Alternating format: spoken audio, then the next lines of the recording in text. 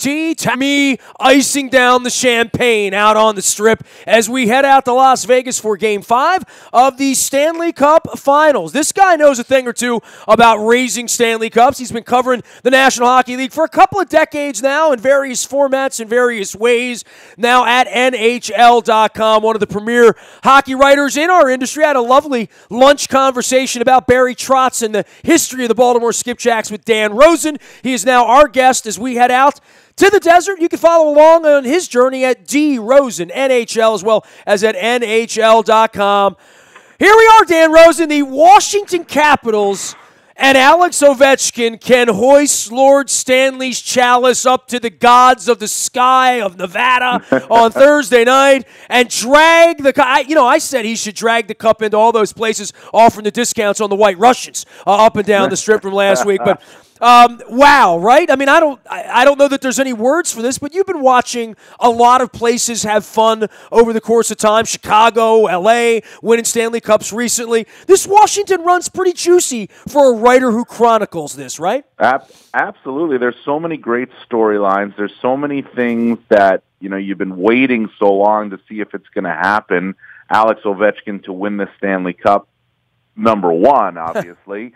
There's no question about that. And the buzz that there was in D.C. for those games, it rivaled anything that I've seen covering hockey in the Stanley Cup Final. I thought Nashville last year couldn't be topped the way people were there, and they didn't win the Cup. It was right there with them, if not even better, because the vibe around D.C. was great. You know what? It's a group of hockey fans. It's a fan base for the Washington Capitals that deserves success. They have hung with them. They have fought with them. They've went through all the disappointments with this team for years, as you well know, Nestor. And here they are, one win away. And their guy, number 8, I think he's already an all-time great, but in the minds of many, he's probably not until he wins the Stanley Cup. He can shut them all up by winning Game 5. Dan Rosen is our guest. He is from NHL.com, and I guess we're going to just go through the whole checklist of all of this. Let's start with the grade 8 and Ovechkin and his role in all of this. We've seen the fat Ovechkin, the 2 in the morning in the bar Ovechkin. We've seen the off-season. We've seen the injured Ovechkin. We've seen the no defense around Ovechkin. We've seen 5 different coaches try to do this.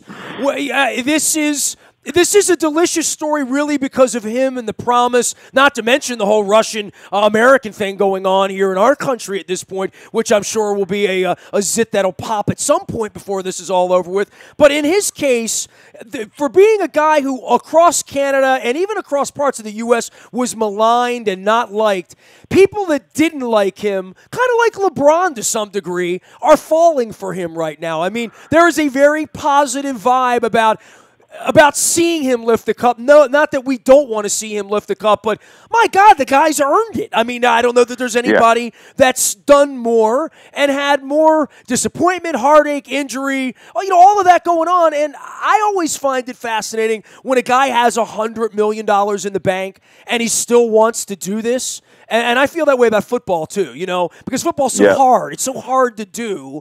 It's not like hitting a baseball. Not that that's easy, but it's so physical what these guys do. And then you're seeing the guy laying out and taking pucks to the groin here because that's how bad he wants it. He checks all the boxes, man. He checks all the boxes. What you're seeing now, you went through the list of the Alex Ovechkins that we have seen. What we're seeing now is the all-in Alex Ovechkin. The guy who will do anything for this because he's never been this close. He's never tasted it this much. See, in my opinion, Alex Ovechkin has always gotten a bad rap when it comes to this stuff because he's always performed in the playoffs. He has always produced in the playoffs. Sometimes he hasn't done it enough. And I think back to the Montreal series in 2010. They did everything they possibly could, but Yaroslav Halak was terrific in that series. And maybe they could have been better at trying to get him to move and make it harder on him, this, that, and the other, but they couldn't win the series and everything. Fine. All the playoff disappointments with the Pittsburgh Penguins. I mean, you think back to 2009. Alex Ovechkin had 14 points in 7 games in that series, and they lost. There's a lot that goes on with hockey being a team sport that one guy can't win it all. But what we're seeing right now is Alex Ovechkin. He is all in. And that, more than anything, I think is his teammates are following him. They're following him into the whole thing. They also have commented that they've never seen him as engaged as he is right now. And that's why you see him coming out one knee down to block a shot, right? I mean, things that out of character, things we don't normally see from Alex Ovechkin. He's doing those things because he realizes now that's what it takes to win. And look, they're one win away, and he's the one, to me, 26 points, 14 goals. I know Yevgeny Kuznetsov's got 5 more points than him, and there's a good conversation going on for the Conn Smythe Trophy. To me, it's Alex Ovechkin, because of every little bit of every piece of him is all in on this, and the emotion his teammates are feeding off of his emotion. They're feeding off his goals. They're feeding off of his hits, his blocks, everything he's doing. He is bringing. It's a good team, but they need leaders, and that leader right there, number 8, he's bringing them along. He is Dan Rosen. You can follow him out on Twitter at DRosenNHL, on, of course, anywhere the NHL.com travels to your mobile device as well. The Caps' failures of the past. It is funny. You bring up Locke and you bring up Montreal, and that was really the smelling turd for the most part, right? I mean, Game 7 against the Flyers, a couple of Game 7s in overtime against Pittsburgh, the disaster in the Garden in Game 7. Yep. Game 7, overtime, goals, assists, points, all of that, miracle saves that Lundqvist made on him that it feels like Holtby's making now, these sort of divine intervention saves. Ovechkin was, fell victim to many of those over the course of times. But, the Caps' failures have not been these tent folds. They've been these Game 7, biting your nails. The disappointment is so real because they've always been good enough to do this. Not always, maybe not 7-8 years ago when they had no defense, but during the Trotz era, the last 4 years, any one of those teams, and they were all perceived to be better than this team. Yet I looked at this team and I thought and I had a long conversation with Tom Boswell from the Washington Post the other night about the Orioles teams that disappointed, and had the one last chance in 1983. This is a common theme in sports, that you would take great players like Ovechkin and Holtby and Oshie and Carlson, all of these guys, and all of that disappointment, and then at the end, someone would come in and conduct the orchestra. I'm not shocked by this. I think there was an urgency in this season that maybe after the disappointment of last year, people counted this team out. I never did. Yeah, no, there was no reason. I understand. There was no reason to count them out. They still had Ovechkin and Backstrom, Kuznetsov, Carlson, Holtby. I mean, we can go down the list. Well, that's a good reason to like them, right? Yeah, that's a good reason to like them. What they had to do, and you well know this, is they had to replace some of the key guys from teams that failed in the past. The Justin Williams, Carl Alsner, those type, Marcus Johansson, those types of players, to a very, very small minor degree. Kevin Shattenkirk, because he wasn't around for very long. But that's where, what were they going to do? And when they didn't make the big moves, right, I started to say to myself, all right, here's what Brian McClellan, here's what they're thinking. They're thinking, we've tried it this way in the past. We've tried to make the splash. We've pushed ahead. We've gotten the guy that we think is going to put us over the top. That's the guy that's going to put us over the top, right? No. This time around, we're going to let our younger guys go. We have to develop, in the NHL today, you have to develop younger players. You have to develop the Jacob Vranas, the Champ Stevensons, those types of players. Christian Jews. If you don't develop those type of players, you can't survive in the cap world, because you can't pay everybody. You can't just pay everybody. You have to have some entry level deals on your thing. You've got to find the Devontae Smith Pellys and those types of the Brett Connollys. You've got to find those guys. And so they made a reversal, and they decided that they were going to try it this way. And when they did, it took the pressure off. It didn't take the pressure off Alex Ovechkin to win. He's always feeling that. But it took the pressure off the team to be the best team in the league yet again. And by about a quarter of the way through the season, they were struggling. They weren't very good, about a 500 team. The younger guys started to play. They started to get a little better, started to feel a little more comfortable. And the older guys, they were bringing them along. You could see it happening. So they're winning now. They're winning. They're going. And then come March, they're struggling through most of February. Braden Holtby's having a real tough time. They have a meeting about defense. There was confusion about how they're supposed to play D. They figured that out. There was confusion about how hard they're supposed to work. Not confusion, but they weren't winning battles. I mean, I remember I was told a story by Matt Niskanen that Barry Trotz brought him in a room and basically said, pointing out some smaller guys in the league and said, you want to know why you're not winning the playoffs? Because you're not winning the battle against that guy. You're not winning a battle against that guy. You've got to do it. And then they closed the season 12-5 in the regular season, 12-3 in their last 15 games, and they were looking good.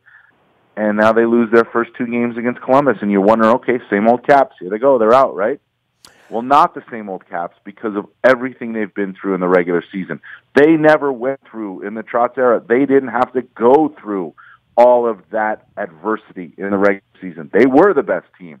They had to build to become the best team this year, and now you're seeing it. Now you're seeing what all that building, what all that adversity, why it matters, why it becomes such a big part of it.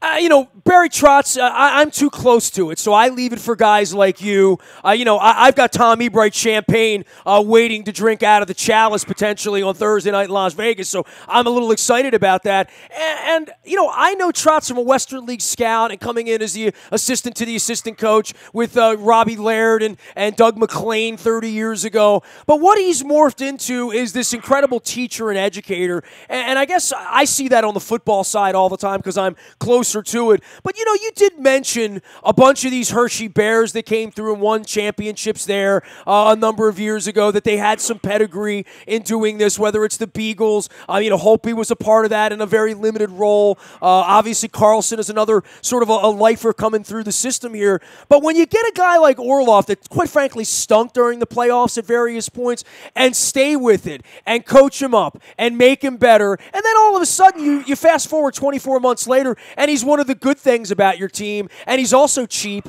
and all of that going on with all the young players and also the Jay Beagle types that a guy like Trotz falls in love with and says, I need that guy on my team. I know he's not a superstar. And then the other side of where TJ Oshie was in St. Louis and what he's become as one of many of the franchise players that this team has. I must say something about the coaching and the improvement and the calm of this group of guys, because it's a high-character group of fellows. I think you can agree with that. I just sort of fly in and out of all of this. I'm just always really impressed by these kids after games, wins and losses, Tampa, Pittsburgh, here, wherever, that this group has some calm that reminds me of Ravens teams that have won championships, which is the only thing I have to compare it to, Dan, Well, you know what? You're 100% right. There is a calm about this group, a relaxed nature, an attitude of we're not going to be denied, but we're not going to overreact,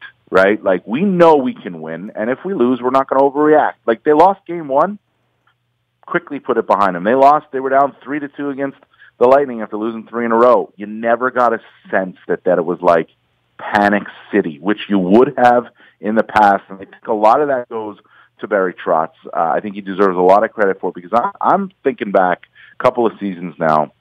Do you remember, like, they play I believe it was against Pittsburgh, he scratches Dmitry Orlov for Game 7. Dmitry Orlov, every game that year. And so it was like, it's not working, we have to scratch. Okay, he's got to go. Nate Schmidt, same thing. And who's on the ice for the game-winning goal is Mike Weber, I believe is his name, right? So, like, the guy who gets replaced. It was Panic City around this team. It was tension. It used to be the anxiety. You could feel it. You could cut it with the knife, that tension. And it was like, there's no this team has no chance. They're not relaxed. They're not loose. They need to be loose. And now Barry Trotz is the most relaxed I've ever seen a coach at this level of the playoffs. I've never seen a coach as relaxed and as just loose as Barry Trotz is in the Stanley Cup final. That is, there's a trickle-down effect, no doubt, to his players. That he is setting the tone. They are feeling that way, and they're playing that way. They're just going out and playing their game, and he's just going out and coaching his game. He's not overthinking it. I think he used, in the past, in these other runs with Washington, they would overthink everything, and now it's just go play. Let's just go play our game. If it doesn't work one shift, we'll get them on the next one. If it doesn't work this game, we'll get them on the next one, And it's the attitude you absolutely have to win at this time of year. Dan Rosen is our guest. He is D. Rosen, NHL, out on Twitter. Tens and hundreds of thousands follow him for his inside puck knowledge. And, hey, I'll take it back to you with this on decisions. How about Grubauer to start, right? And rebounding from that and being 0-2. Hey, Holtz, here, you take the glove for a while. You get in there and skate around. We're down 0-2. No pressure or anything. Have a good day. We'll see you in Columbus. Well, you know what was interesting about that was I thought it was the right decision to start Philip Grubauer. I had no problem. He was the better goalie at the time. He was playing better than Braden Holtby, and I don't think anybody could argue that. So I had no issues starting Philip Grubauer, but it was I got the feeling from a lot of people around saying, "Oh, there's Trotz again, getting nervous, making the wrong decisions, not just going with the guy that he knows can get him there, all that." But we didn't know about Braden Holtby. Actually, he never did it. And there was I had some people tell me, like, well, if you start Holtby and he fails, you still got Grubauer. But if you start Grubauer, maybe you'll lose Holtby. Those are people who don't know Braden Holtby.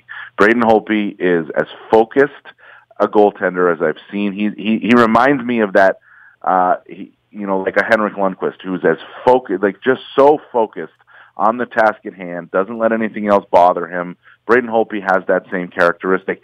And when he's not in the net, Braden Holtby went to work. He was able to work on his game, and then when they needed him, he was ready. He never pouted. He never went to the media complaining. That's not his character. He's not that type of guy. And when people were wondering if they were going to lose Holtby because if they had to go back to him, it would have been a big problem. No, because Braden Holtby does not that way. And what we've seen is that, obviously, they had to go back to him. It was the right move at the right time to go back to him in Game 2 against Columbus. And they haven't looked back since, and he has been lights out good. And even when he struggled at times, you think about the series against Tampa where he wasn't making a difference. You wondered, okay, what's Braden Holtby going to do? Just stayed the course, and he ended up getting back-to-back shutouts to end the series. Dan Rosen is our guest. He is D. Rosen NHL, and with the NHL.com as well. How can we be here 20 minutes, right? Where Holtby this and Ovechkin that and Trotz this, and we haven't even talked about Kuznetsov, right? Yeah. I guess he'll be the forgotten guy here because, to your point, Ovechkin's probably going to be the guy unless Kuznetsov has a hat trick in Game 5 and they win or whatever. But you're really into a hell of a conversation here when you're splitting hairs as to who has been the best player, because we could probably sit here and talk about Devontae Smith-Pelly for crying out loud and a bunch of other guys who have been massive contributors. Brett Connolly in the postseason. They've gotten those kinds of contributions, but Kuznetsov he'll be the Scottie Pippen of this one, right? Well, I mean, maybe, but he has been so good. In Game 4, 4 assists in Game 4. And almost didn't play Game 3, right? I mean, the big story was Game 3, and then he comes and scores in Game 3. And he's playing through something right now. What it is, I'm not 100% sure. Because of that hit from McNabb, but he's got points in 13 of his last 14 games. In the one game where he didn't score, he missed the last 2 periods because he didn't come back. He has been excellent, and the emergence of Evgeny Kuznetsov over the last year and a half, 2 years has really, that is the difference to me in what has helped this team. That is one of the big differences, I should say, in what has helped this team. You look at teams that win in the playoffs. Look at the Pittsburgh Penguins, Crosby and Malkin, right? Looked at the Los Angeles Kings when they were winning, Carter and Kopitar. You need to have 2 high-end centers, and that is exactly what we see now from the Capitals with Backstrom and Kuznetsov. And then you toss in a guy who can move up if you need to in Lars Eller, and that's what you have. It's a recipe for success. You are good down the middle. You have elite centers down the middle. You can win in this league. There's no that's where, if I was building a team right now, I would start straight down the middle. Get me a goalie, get me 2 centers, and get me a top defenseman, and I can win. Dan, last thing for you here before I let you go. We're going back out to the desert, and all we've done is talk red. Where is the squad of Gerard Gallant at this point, and Fleury, and a team that I thought even coming in, man for man, when we start talking about the Kuznetsov and the Ovechkins and the Oshis and the Holtbys and the Carlsons and the I mean, I left Backstrom out of this. You talk about the other forgotten guy. There's the all-time forgotten guy, the actual two-way player. But for the Vegas side of this, I never saw that sort of talent. I thought they were going to have a tall task in beating this team 4 times in 7 games, and they have. Yet, there's still this threat that until it's over with. Dan, I'm a Caps fan. I don't know how to react when you're up 3-1. This is when all hell usually breaks loose. Yeah, no, I understand, but this team's different. Obviously, as Caps fans, I would understand how you guys would, still have some tension, still be a little nervous because that's what happens, right? I mean, that's what you know. I do feel as though this Washington team is different. That being said, I'm not ready to say Vegas is going to roll over here in Game 5. I don't see that happening. It's a prideful team. Where they are right now is they feel, and this is where I'm kind of iffy. They feel as though they played their best game of the series in Game 4, and they lost 6-2. And there's 2 ways to look at that. There's one is, hey, we finally figured out some things that we think can work against this team. We got to put them to work and just execute better in Game 5. We'll win the game. That's one way to look at it. That's the positive way to look at it. The negative way to look at it is to say, we just played our best game of the series and we lost by 4 goals. And, I think if you're caught somewhere in the middle there, it's a real tough place to be. They have to believe, they have to go into Game 5 thinking, we can skate with them. We know what we can do. We can chip it behind them. We saw that. They were doing that. And maybe if James Neal doesn't hit the right post in 4.5 minutes into Game 4, that game does change.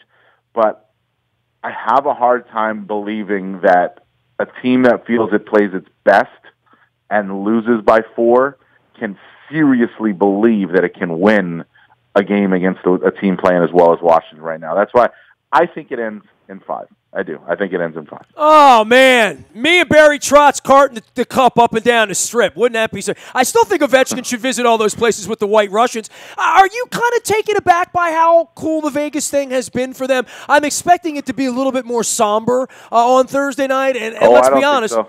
Well, I just don't think they've been up and down this river, as much as like the Caps fans have. And we've dealt with all of this disappointment in all of these years. It's also fresh out there.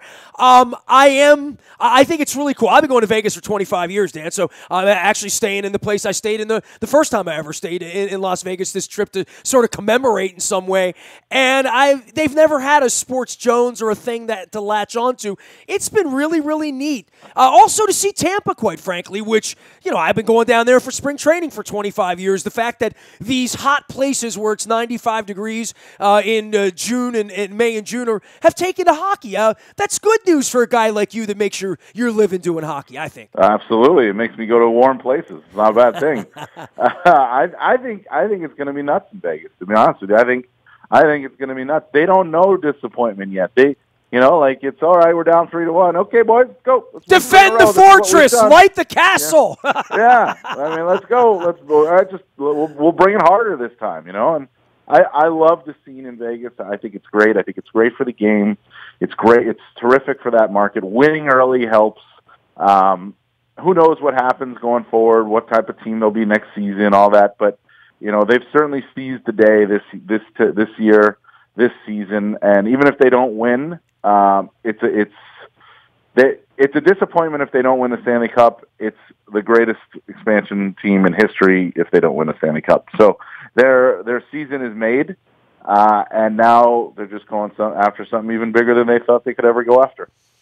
All right, man, from your lips to the gods of Vegas' ears and into the night on Thursday night. Dan, it's been a pleasure getting to know you a little bit better and having you on the program and talking some hockey as well. And, you really think they're going to win, right? I mean, you're going to step out on a limb here? I do. I think it ends in 5. My God, if you and I are here together 10 days from now and something goes wrong, God forbid. Dan, take care of yourself. We'll be following along out on Twitter. There he is, Dan Rosen. D. Rosen, NHL is the way to find him, out on Twitter as well as at NHL.com.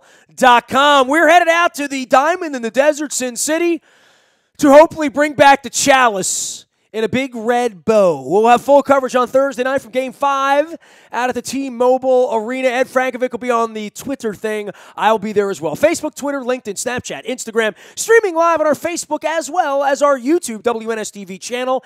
Anything you miss, you can find in the buyatoyota.com audio vault 24 hours a day from anywhere in the world on your mobile device. By downloading the TuneIn Radio app, you can listen live, listen to what you want, when you want. There's been a lot of hockey going on around here this week, a lot of unleashing of the fury. And, of course, the morning newspaper has all the residue as well as all the audio, video, all the good stuff for you. It's all brought to you by Planet Fitness. It hits your email inbox at 7 a.m. each and every morning. It is free, easy to sign up for at the front of WNST.net, and also brought to you by our friends at the Maryland Jockey Club, where the Laurel entries are in our morning newspaper every morning, as well as on the front of WNST.net. Don't forget, on Thursday, Dennis is going to be here from 3 until 5, getting you ready for the hockey game. I'll be checking in from Las Vegas right around 4:15 East Coast time. And we'll be in the Fortress and next to the castle and maybe burning down the castle before it's all over with. Dennis, of course, the Coons Ford Security Boulevard, they sponsor our WNST text service. So any breaking news, you'll get that first. I don't know if Luke will send out a text to say that the Washington Capitals have just won the Stanley Cup. I don't think we're going to do that.